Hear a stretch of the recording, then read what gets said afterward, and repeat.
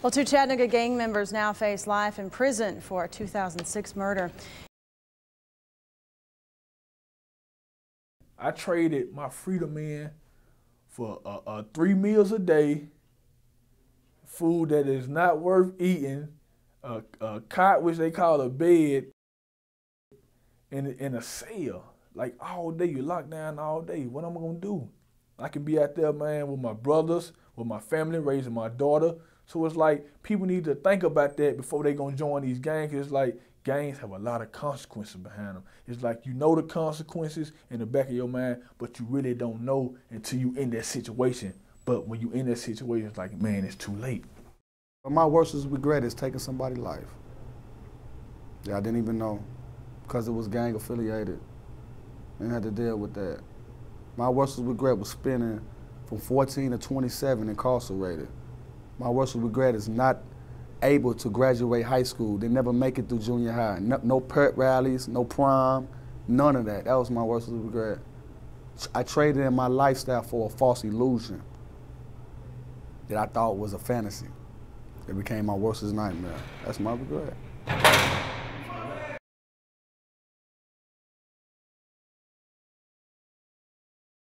Anthony Williams and Timothy Evans made a choice to get involved with the gangs. Now they're spending the rest of their lives in prison. It all began when they were young, just like you. Get up out of here. I'm in here for something I ain't even do. Gang affiliation starts off when you're young. You know what I mean? It don't start off when you get 20. It don't start off when you get 30. It starts off when you're young. So when you're young, they soak your mind up with all these false doctrines, all these false ways to live, how to think, how to behave. So when you grow up, all this stuff is implanted in your head. You become a robot. You know what I mean? You do whatever it is that the person that you looked up to, you do whatever it is that they desire you to do to make that name for yourself. I was doing everything that I possibly can to make the people around me happy. And it was selling drugs, and it was shooting pistols. You know what I mean? It was killing folks. It was actually doing a lot of hideous things right now that I'm ashamed of, but that's what I was once a part of, and that's what I done.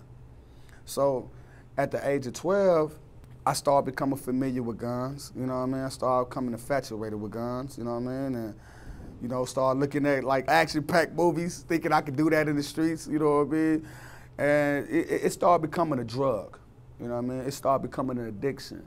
So I fell into that realm, you know what I mean? I started smoking weed at the age of 12, started wearing different type of clothing, you know, for other people to know that what I was. It's crazy because it's like when you affiliated, you want to show the other neighborhood your dominance, you know what I mean? It wasn't something that you just get in just because it was fun, because there's nothing fun about people dying.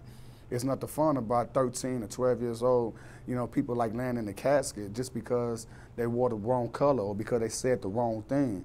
So this was my environment. This is what I grew up in, you know what I mean? And unfortunately, I made some irrational decisions that put me in certain situations that came about what I'm in right now. Had it pretty hard, man. Growing up, got involved with gangs. At the age of 17, I was charged with first-degree murder. At the age of 19, I got convicted of first-degree murder and received a life sentence. I'm 21 now. My daughter just turned 5 December the 29th, and it's like, it's really hard on me. I just be stressed and depressed every day. You know what I'm saying? Not being able to see my daughter, because I left my daughter when she was 1. That ain't all I knew. That's all I wanted to know. I was in school. I made good grades. I didn't drop out. I was still in school before I got incarcerated. It's like gangs is not what it all seems to be. To me, it's like it's a little bit of truth with a whole bunch of lies that come behind it.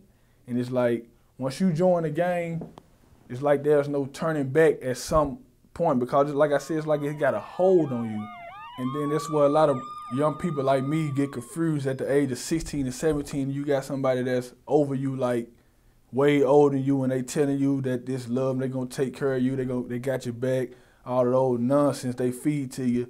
But it's like as I've been incarcerated over the years, it's like I've been wondering, why would a older person, you know what I'm saying, send a 17-year-old out there to kill somebody? So that's what basically like took place with my case. You know what I'm saying? An older person who was over me had me to, you know what I'm saying, kill somebody, and that's how it took place. And in the end, it just destroyed me.